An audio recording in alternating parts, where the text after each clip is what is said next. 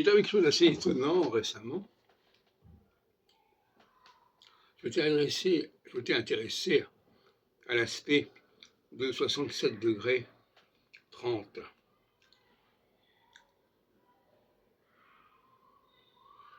Et qui est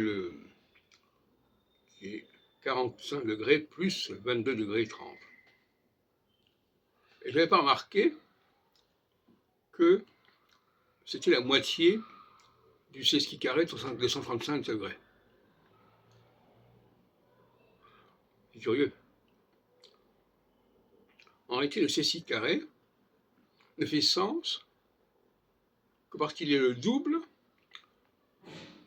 de l'aspect de 67 degrés 30, qui est lui-même le triple de l'aspect de 22 degrés 30.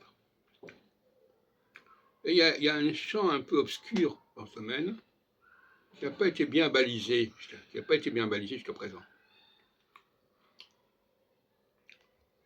Et là maintenant les choses deviennent claires, à savoir que il faut travailler sur la base de 80 degrés et non pas de 180 degrés. 80 degrés, c'est tout simplement la base des quadruplicité. 90 degrés, c'est la base des saisons. Et 180 degrés, c'est rien du tout.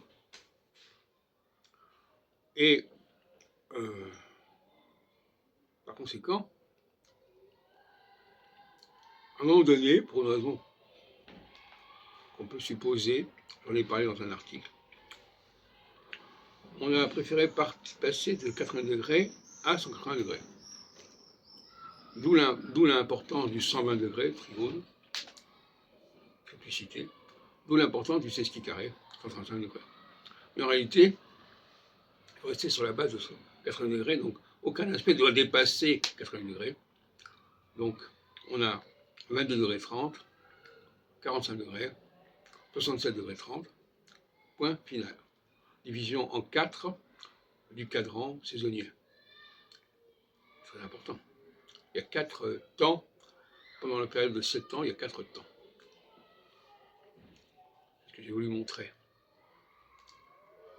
Il y a les 2 premiers temps qui correspondent à la phase que j'appelle la phase d'in, la phase de rigueur, la phase de verticalité, et il y a les 2 derniers temps qui font également 45 degrés, qui est la phase récède, qui est la phase d'horizontalité, de fraternité, d'égalité. Et je en profite pour vous dire que la devise républicaine liberté, égalité, fraternité ne correspond absolument pas à la totalité du processus. Il ne faut pas se bloquer là-dessus. Il y a un temps pour liberté, égalité, fraternité, qui est le temps